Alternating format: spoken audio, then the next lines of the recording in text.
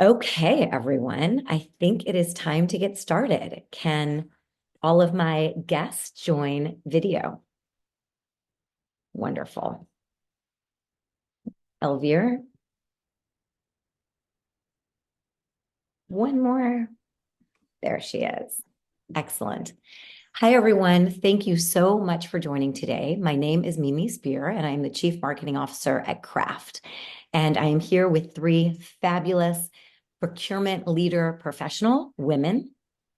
And I want to go ahead and do a quick introduction, and then we're going to jump right into some fantastic questions. We will have questions at the end and open it up. So please feel free to add your questions in the chat as we go.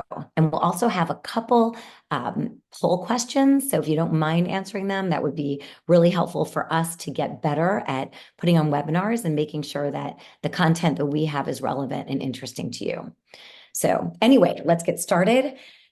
First, I want to introduce Amanda Prochaska, and she is the Chief Wonder Officer at Wonder Services, which is a system integrator specifically for procurement. We have Shachi Gupta, who is the Chief Strategy Officer and Digital Transformation Officer at Bristol Myers Squibb. And then we have Elvire Regnier, which I'm sure I messed that up because my French is a bit rusty. And she is an advisor. She is a professor, and she is a former chief procurement officer at Unilever and several others. So thank you, ladies, so much for joining. And I'm going to stop sharing so we can see everyone's faces close up, and we're going to get right into the questions. So the first question is, what are the biggest challenges that procurement organizations currently grapple with? And how do you see how procurement organizations have changed, and how have their roles evolved recently? So Amanda, or I'm sorry, Elvire, let's go ahead and start with you. Yeah, thank you, Mimi, for the invitation and for the question. I've not been the CPO of Unilever. I work for Unilever, but I was leading a global program partner to win, but not the CPO. I have been the CPO of L'Occitane recently, and in a French company called Avril. So yeah, I have 30 years of experience in procurement, and what I have observed is that in the years 2000, 2010, and before, we're very strong in tenders, very good in tenders. Saving a lot of money for companies, and that was really the way people were expecting us to act, and expecting us to deliver a lot of money. And what happened is that our suppliers have disappeared. Either they went bankrupt because we were too strong, too good in our job of saving money, or they had to move to China, Southeast Asia. So they moved away from our control. That means we lost connection with the suppliers. And today it's very difficult to know how the supplier or the supplier of your supplier, the network, your supplier ecosystem is doing. Are they using the right products to produce, right chemicals? Are they using slavery? Are they using child labor? We don't know. So to answer your question, to me, procurement is facing major challenges, but one of the worst or the most difficult to manage is managing the supply ecosystem, to know what we are doing with our suppliers. Today is a difficult task. It's impossible for a company to say, I'm 100% sure I know what my suppliers ecosystem is doing. But fortunately, there are some tools which are coming, which are available today, but this is a challenge. Amanda, will you kind of evolve on that? And, it sounds like what I hear is a black box. It sounds like it's just, there's so much information out there, and it's just the relationships aren't there. The information isn't readily available. It feels almost like Elvire is saying a black box. Can you just evolve on how does that affect the procurement organization, and what do they need to do to deal with that?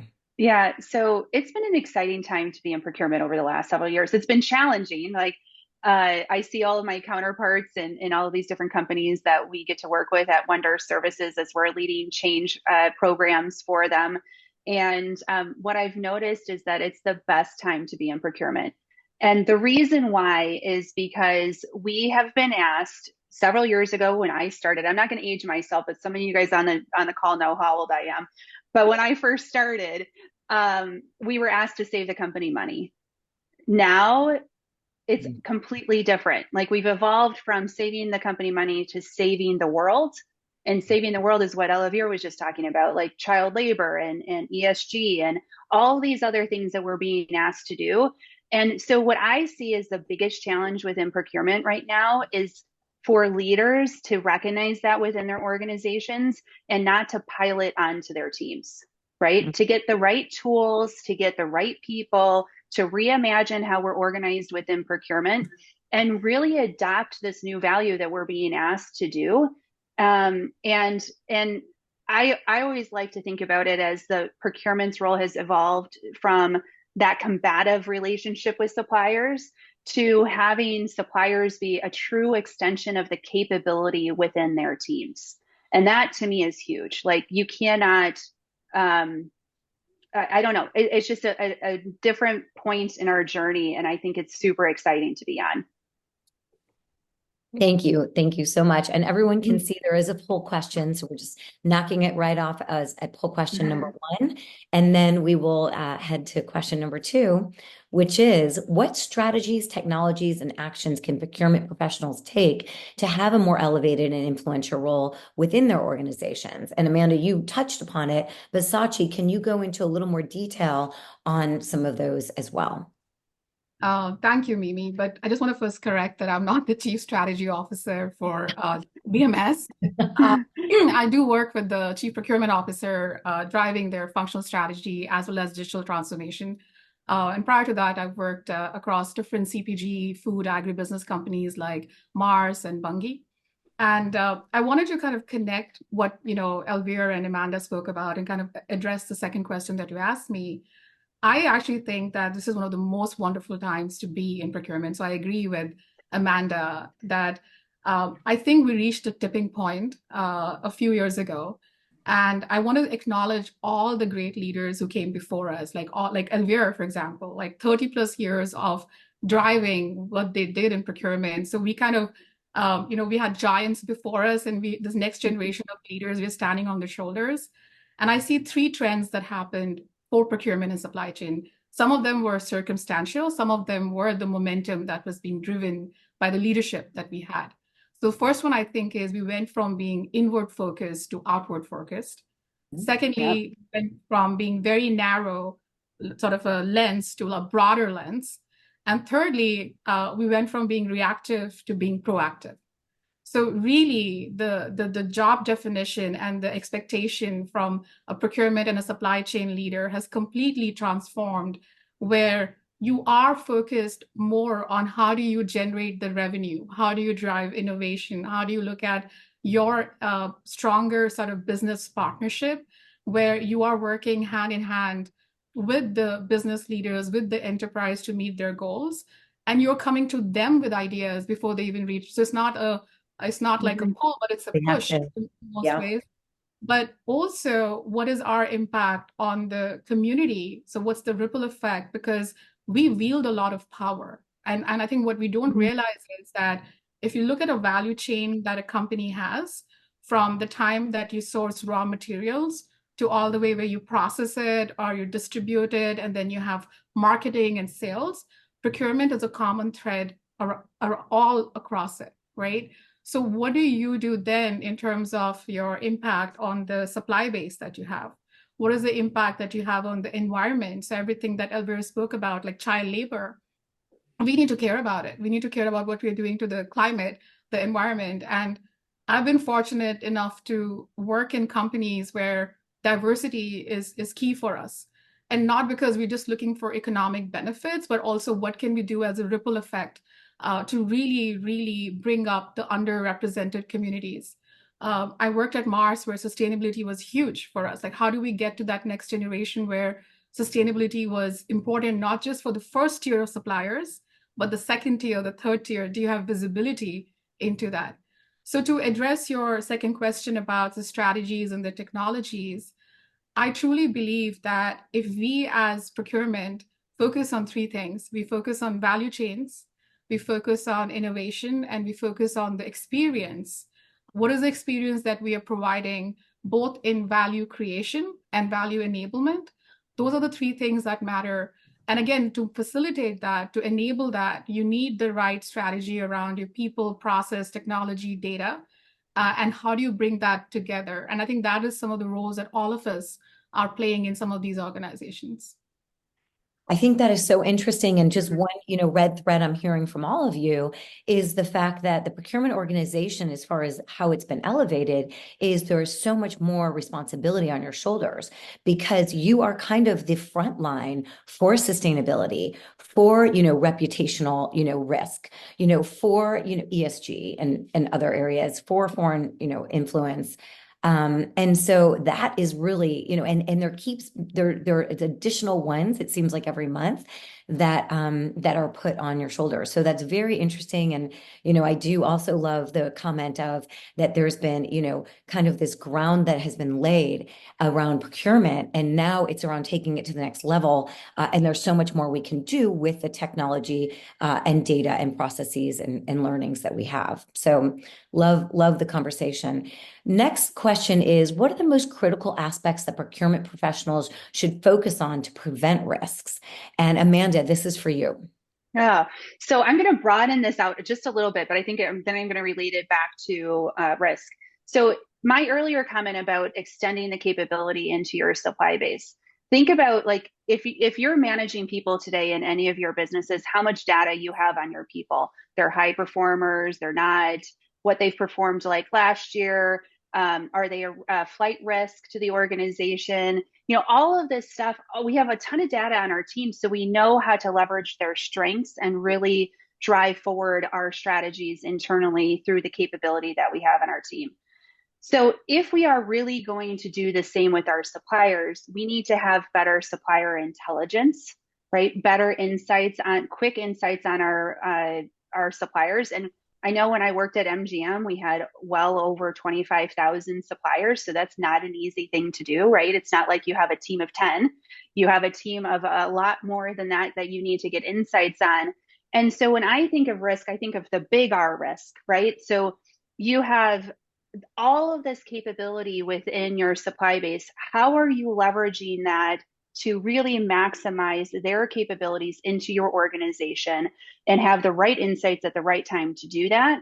And so that could include, hey, we have a geopolitical risk in this area and we need to think of things differently within our supply base so we get the right capability. Or we have a risk of rare earth minerals in certain areas of the world, and we need to think about things differently. Or we don't have a diverse supply base that really is reflective of our consumers or our customers. So how do we do things differently to make sure that we have that capability moving forward? And that's a system thing, right? All day, like you can have better systems to get those insights, but it's also a people thing, right? So think about the capabilities that you have on your team. Are they really looking at your supply base as an extension of the team, as an extension of your capability? And if not, how do you get there, right? Is it training? Is it different culture? Is it a different organizational design? Like all of those things could happen to make sure that at the end of the day, we can truly transform procurement into being the catalyst of unlocking all of that knowledge within our supply base and that value that could be attained. I think that's really, really interesting because it's really about how would you go about, enabling and up-leveling the entire organization because we are under this pressure and we are on the front line. We have to be ready. We have to be proactive. We have to think about this information and how it gets divvied up to the right people to make more proactive decisions. So I think that's really interesting.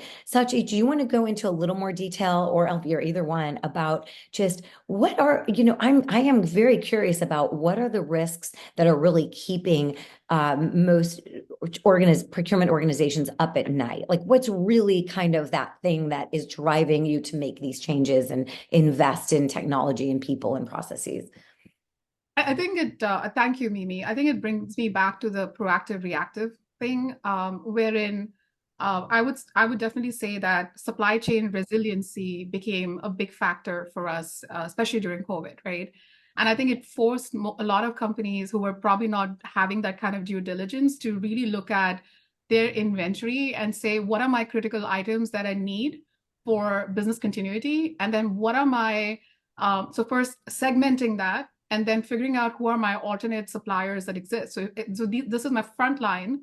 Then what's, if something happens to them, what's my next line of defense, and so on and so forth. I think that for us, supply chain resilience risk is huge.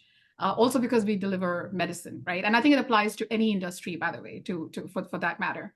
I think completely what Amanda was saying, there are other dimensions to it because and yes, it comes down to data, right? So it does come down to cyber risk. There's financial risk. There is geopolitical risk in terms of what's the environmental impact to anyone out there. But I think the biggest gap that exists is that the access to this information is not there, right? And you would think it's the most basic thing, but for example, what we did at BMS is we implemented a whole third-party risk management capability where we took our supplier base and we segmented into what are those suppliers that are so key for us from a regulatory perspective. We call them our GXP suppliers. How are we ensuring that we are doing all the due diligence for them so that we, in a proactive basis, that we're not reacting to things, right? Bless you. So basically, I think that we were able to collect a lot of information from all these lenses of cyber, financial, geopolitical environment, but then to be able to get that process in place for the due diligence, but then also to be able to get those risk and alerts coming in. And we are on a journey with them where once we get all the different feeds that we get from them, how do we act on it? And I think that's the people and the culture aspect that Amanda was touching on, because you just don't get somewhere just by implementing technology. So there's a lot of that goes prior to it and then after that to make it successful. So I still feel it's a space where a lot needs to be done. And for us to be more and more proactive as opposed to reactive, it's an area which all companies should invest in. And the last thing I would say is don't focus only on the first tier of suppliers, focus on the different second, third tiers of suppliers that you have. Excellent. Thank you, Shachi. Elvire, you sounds like you have something to say. Yes. Please. Yeah. I would love to thank you, Shachi, for your comment, and would love to build on what Amanda said on risk on people. Companies from ever, they focused on their customers, right? They need to be customer centric, and like 10 years ago, they started to be employee centric, right? Or trying to take care of the employees. But I haven't heard any company saying, I'm going to take care of my suppliers. And that's a big mistake, because a supplier with a bad experience with the customer can be a disaster in terms of reputation, right? And a supplier can be a customer if you are working on the B2C, for instance, right? And so customers, suppliers represent a big portion of people who are connected with companies. And unfortunately, the companies are not yet the maturity to consider the suppliers as a group of people to take care of and to consider as an asset to the company. And we are talking here, of course, technology is critical, but before technology, we need mankind. We need to be able to, to talk to suppliers as colleagues. And I'm talking about the extended supply chain here, the end-to-end. So involving the suppliers in our supply chain. So that will create value at the end of the day for them and for us. I'm very much supportive of the regenerative procurement, a concept I have invented about giving back to the ecosystem, giving back to the supply ecosystem what we have taken during decades, to be able to regenerate this ecosystem and make sure we have suppliers that are making money, because they need to make money to be able to invest and to deliver value and innovation. So our jobs are not easy, because we have to manage situations which are quite complex, but this is why we love that job, right? All of us. That's okay. It's an adventure every day, I guess.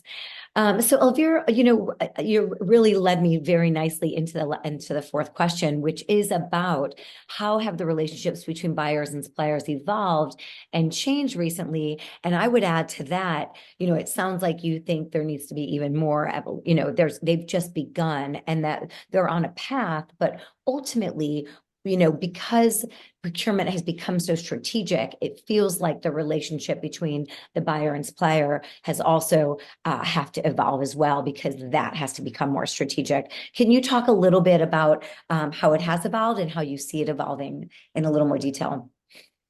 Yeah, absolutely. I think we all have faced the situation during the COVID where we were praying the suppliers to send us materials, right?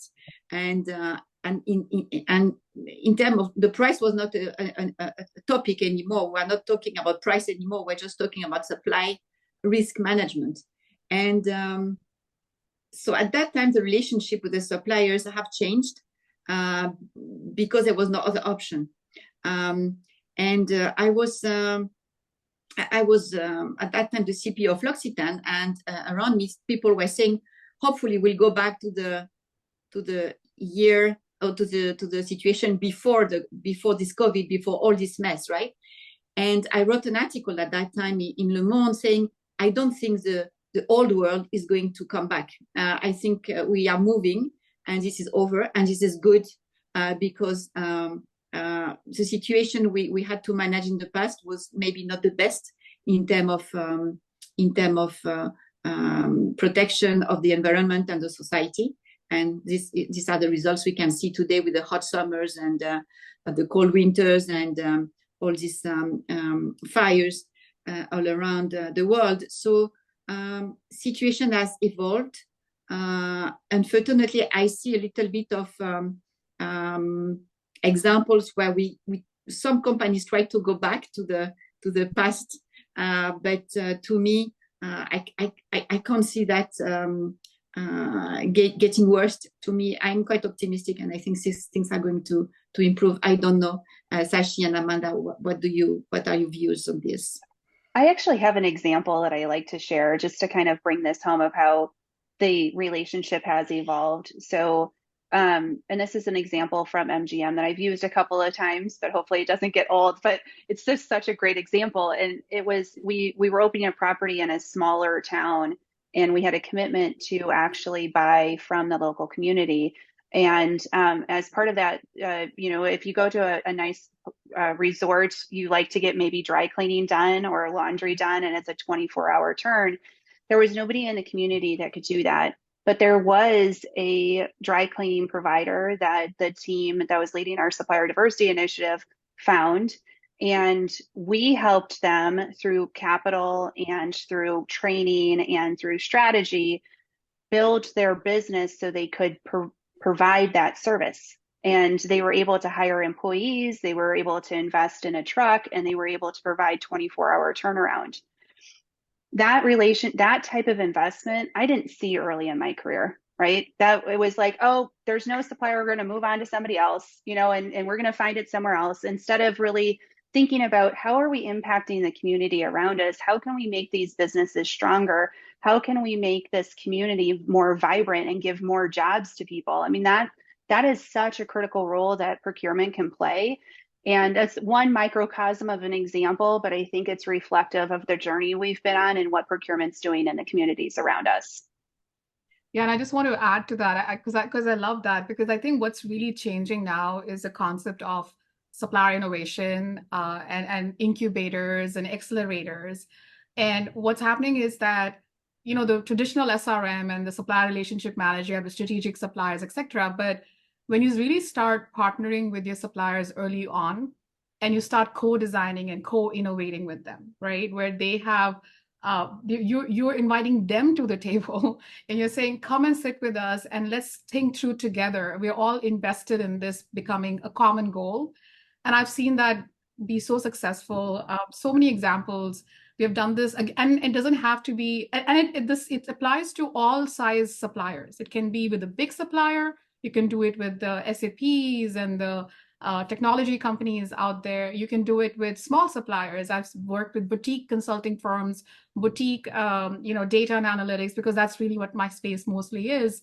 And it's so rewarding because, and their teams become your teams, and when you have that kind of investment, it's a completely different end product and a different, completely different energy around that.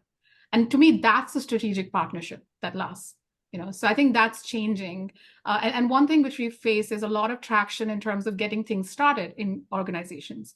So the concept of incubators and accelerators, where you're able to do open sourcing, you come up with a problem statement and you go out to the world. You don't limit it to, oh, I know these people, I'm going to reach out to them. We have used platforms like Vizoku, where we say we have a problem statement, we put it on the internet, and everybody from anywhere in the world can apply for it. And through a funnel-like system, we decide what's the best solution for us. And then they partner with you. And it's an incubator where you do a proof of concept. And then if it works, you scale it. If it doesn't work, you fail fast, fail small, fail fast, right? And I think that's the different mindset that we all have to get to, because we are being asked to do more with less. We have to be realistic about that as well. This is all such great discussion, and I want to jump to our last question. And I think you're all making, really fantastic points. And then we will move to Q&A. And I appreciate everyone. I see several questions coming in, so please add to the questions. I know we've covered a lot, but there's still more to cover. So, last question is: are procurement roles finally getting a seat at the table? What are the top 3 things that you bring to the table? So, I love this question. And why don't we start with Amanda? I have such passion about this whole topic. So I'm going to give you a little bit of background of why it's almost like seat at the table is a trigger word for me. So when I was going through my journey as a procurement professional over the 16 years that I was a practitioner, it was about, 10 years into my journey, and I was at a conference and they were talking about getting a seat at the table. And all of a sudden, like, this light bulb went off, and I was like, we've been talking about getting a seat at the table for 10 years now, and maybe even before that, before I started in procurement. And I was like, so I'm concluding that there's 2 things here. Either we're asking the wrong question, or we like how it is. Okay. And you can do both of those. Might be true in certain circumstances, but at the end, so that's what actually prompted me to start my outreach and thought leadership on LinkedIn, and eventually my business Wonder Services, is because that moment I was like, we need to do better. We need to do better as procurement and think about things differently and wonder what could be for procurement, hence the name of Wonder Services. And so the seat at the table, I think, is one of those things where I truly believe it's the wrong question, right? So at the end of the day, if we provide value to the company, we are going to be valued, okay? And so that value is different for each company, and we have to, as leaders, determine what that is. Certain companies, like I had a CPO friend of mine who, during the height of COVID, made all of the right plays with their suppliers and secured not only what they needed to do to keep their hold on the marketplace, like their market share, but they increased their market share because of the plays that they did in procurement. That's value, right? Another CPO, she saw risk to her supply chain. It was a very complicated supply chain. So she worked with a promotional provider to leverage their warehouse to turn them into a 3PL so that they could secure their market share and grow it. That is value, right? So there's also, like Shachi was giving examples of protecting the supply chain. Elvire, you beautifully mentioned how you can extend your capability into your supply base and return all of our value that we took off of their shoulders for so long back to them. That's value, but it's going to be different. You have to make sure you understand the strategy of your company, what value we can provide, and it's not just cost savings, right? We have to get beyond that and align with your business leaders about how we can solve the biggest problems in the organization and achieve success. So I say, throw out the darn table. I almost swore. Throw out the table and just focus on providing value, and people will value you in return. Love it. Love it. Okay. Elvire, you want to go next? Maybe I can build on this one, Shachi, if you're okay. Absolutely. I love what you say, Amanda, and what I would build on that, and what I would bring is the supplier at the table. I would invite him to my table, and to share with him my values, or her the values of my company, and to get his values, and then of course we will become stronger, better, richer doing that.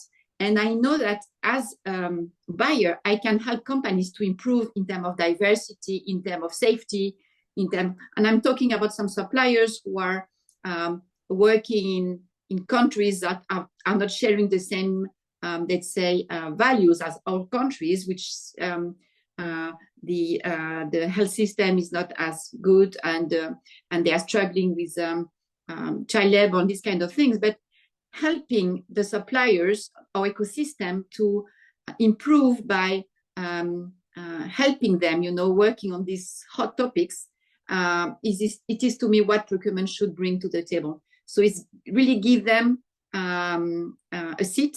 And some companies, they say there's always an empty seat for the customer at the board table. I think we should have an empty seat for the suppliers ecosystem. I love it. I love it. I love the shift. I love it's completely turning procurement on its head, and it's becoming, a real seat at the table with the suppliers, in mind, and together driving more strategy. So Shachi, last but absolutely not least, give us your perspective. Yeah, well, I call it, I mean, first of all, I think both of them were brilliant. So I'm literally building on what they said, but I think I call it like balancing two sides of the coin, right? I really think that, we are solving for the business, right? We're solving for where the enterprise is going. So we as procurement need to know that very clearly. And the first side of the coin for me is the value generation aspect of it, right? So, and I think what we can really change the game here is what are we doing, not in terms of category intelligence, but in terms of product intelligence. So when you're sitting with your product leaders or the regional, however your company is set up, right? Like they have a P&L and a revenue that they're going for, whether regionally, whether from a product perspective. Do you understand what the product spine is, right? So what makes up that product? And what are the different sort of bundles of categories that lead to that? So are you proactively going to them with intelligence on not how they should spend, but where they should spend, right? So it's a proactive intelligence, and we have such a wealth of information that we have access to: the spend, the contract, the suppliers, what's happening in the market. There's internal, external data. Combining that and being able to go with that intelligence to the business, I think, with opportunities is key. And the other one, to me, the other side of the coin is a lot of the companies, what they really care about is speed and pace.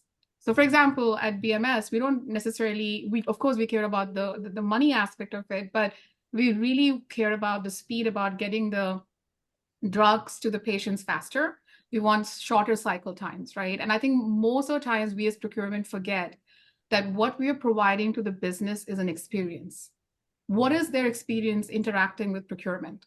So how can we have more intelligent, simpler, enhanced, seamless experiences? And I'm a big promoter of that. And I think that's really where now we have human-led, tech-powered experiences that are coming into play. There are brilliant companies out there who are playing in this field, because if you cannot make that experience faster, easier, where they can, once they have a need, you fulfill that need, you're onboarding a vendor, you're giving them the most optimal solution, the purchase order happens seamlessly, the payment happens seamlessly. If you cannot do that, then you're not living up to the promise that you have to the business. So in my mind, the two things are value generation and intelligent experiences. That is what you should be bringing to the table. I love it. So we've heard, so many things around bringing intelligence, bringing value. A lot of the word of the day, I think, is value. I love that, bringing value creation together, the suppliers, the procurement org for all the organizations to up level. And what's interesting is you're all talking about up leveling, the organization and the suppliers organizations. But if we all committed to that, it will actually up level the world, because we are making the world a more sustainable, a more ethical, a more profitable place and strategic. So to me, this is a huge opportunity for procurement. And I want to thank all of you for, all of your, wisdom and perspective. And I want to go to the audience. We've got some questions, but honestly, keep asking. I want to start with Stuart Andrews around these, for less mature procurement organizations, elevating procurement can be a very difficult challenge. What is your advice of the first 2 to 3 steps? And I think what a great way to start this discussion of let's start from ground zero. You can't be, perfect from the beginning, but what can we do to get some of these organizations started? I have one idea, and then I'm not gonna cover the whole ground. Maybe you guys have a couple of other steps. But one thing that I found a couple of times in my career, I was starting from scratch, and I really wanted to be value forward versus cost focused. And so I was supporting IT at the time, and they didn't like procurement. To say it that way, they thought we were a waste of time. And I was new to my role, so I went to the CIO and I said, "Look, I want to be here to help you succeed. At the end of the day, that's what my role is. And I can do that in various different ways. I can do that, yes, by cutting costs, but I could also do that by getting you better supplier relationships, or more value from your relationships, or a more strategic approach to the problems that you're trying to solve." And what we did is we focused on actually supplier relationships first. So we went out and we looked at their top 10 suppliers, and those suppliers are not going to be sourced anytime soon because they're the mega companies. And we developed a supplier relationship program just for them, and elevated performance and elevated their strategic thought process. And so it can be very simple where you start. You focus on one stakeholder, you provide them value that is enabling their success, and then you can leverage that story to do it elsewhere. So no technology needed, although if you do that on a massive scale, you do need technology. And but I say that that's a very simple way to start. Elvire, I know you wanted to go next, and I actually have one too. Yes, this is an excellent question, because this is very pragmatic.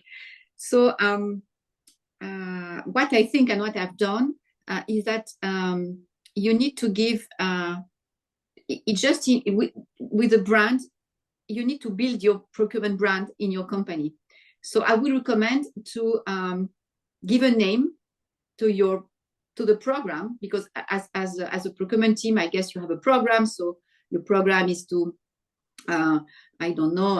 supply, buy some packaging or raw material, or I don't know, but to give a name to your program. So as an example, when I was with Unilever, which is a big company, but it works in many other situations, I was leading a program called Partner to Win. That was the name the company gave to procurement. And all the signature, the procurement team signature, had the Partner to Win, and we had a logo. And so you don't have to explain all the time, I am in procurement, I'm trying to work on ESG and do and that. Everything is in your program. Of course, you write what is behind Partner to Win, and then you deploy. So it's a way for you to communicate to your ecosystem, internal and external ecosystem, what you want to do. And having a brand helps you, like any other brand, explain to people easily what you try to do to help them. As Amanda was saying, because this is our job, right? At the end of the day.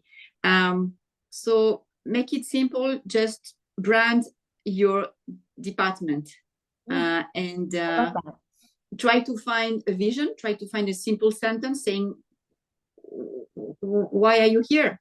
And make it, use it every time you can. Inform your suppliers, obviously, inform your stakeholders, and it might help moving to the next level in terms of strategy, elevating, as the web seminar title is. Great. Thank you, Elvire. And what I'll do is go to the next question, and Shachi, you can jump to this one. Although I do have one suggestion for where to get started, which would be a supplier intelligence platform, plugging craft. Do it. Because if you have intelligence and you can answer questions about your suppliers, you can make better decisions, and you will naturally get elevated because you will be making very strategic, important decisions for your whole company, around your suppliers and around, the risks that they could bring or the benefits. Let's go to, there was one question that I think it could be very quickly answered, which is around inflation. And I just want to quickly answer this one so we can get to the next, because we only have about 2 minutes left. But I have seen this too. And, we've seen this, the suppliers moving, using legitimate inflation to grab an added margins. And how do you deal with that as a procurement organization? Shachi, can you kind of answer that one, please? I mean, I can try, and probably Elvire, probably more on the direct side you can, but I do think that some of it is legitimate in terms of, like, you have to, again, if you are in true partnership with the suppliers, and if that's what they're experiencing, then you have to, I think, step up and I would say definitely meet your supplier where they're at, and be able to identify, and I think that's where the market intelligence and analysis is important, because you need to know if that's truly the case. And then I think building the alternative supply base that you have also helps you to then have alternatives in terms of what you could do, to have options available. It could also be a different kind of a strategy, which could be local, which could be sort of geography based. So it really depends on, and it could also be you sometimes replacing the particular material that you're working with, right? And again, it then goes back to engineering and specification. So it really depends case by case. But I still feel that if it's a legitimate ask, then find opportunity somewhere else, is what I would say. Thank you. If I can, I know you want to get to the last question, but just a little, Rich, if you want to think about those suppliers that are doing that to you, what's your relationship like with them? Right? Usually suppliers don't take those brazen moves if you're an A customer to them.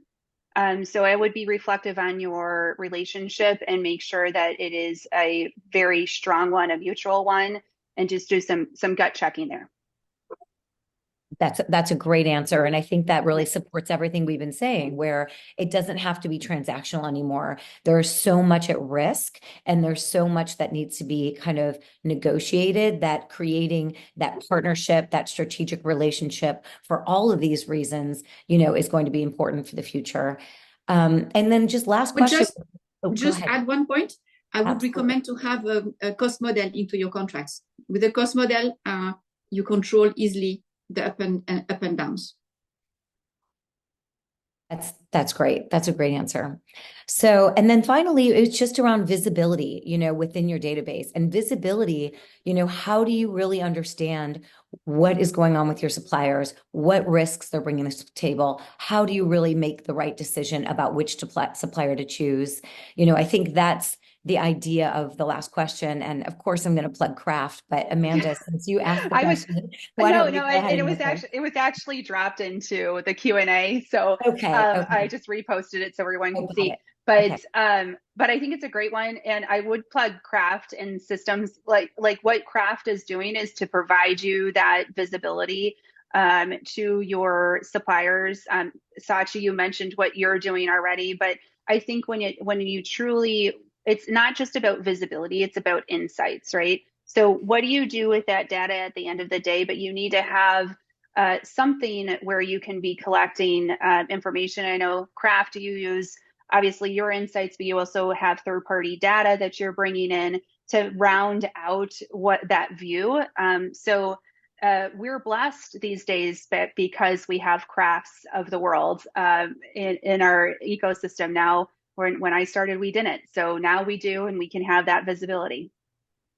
Thank you. I really appreciate it. And I think it's ongoing visibility. It's not the one time for the due diligence, but it's throughout because things change every day. And so having that real-time visibility and insights and keeping that monitoring makes you as an organization more intelligent, throughout the process. So anyway, I'm going to wrap up. Thank you all for joining. There's been excellent questions, excellent conversation. Thanks, ladies, for joining me. We do have one last poll question. We very much appreciate you answering. And this will be available recorded on our websites. And we hope to get all of us back to the next conversation, very soon in the new year. So happy New Year, happy holidays, ladies. Thanks again. And we will see you soon. Yeah, absolutely. Thank you. It was a pleasure. Bye, guys.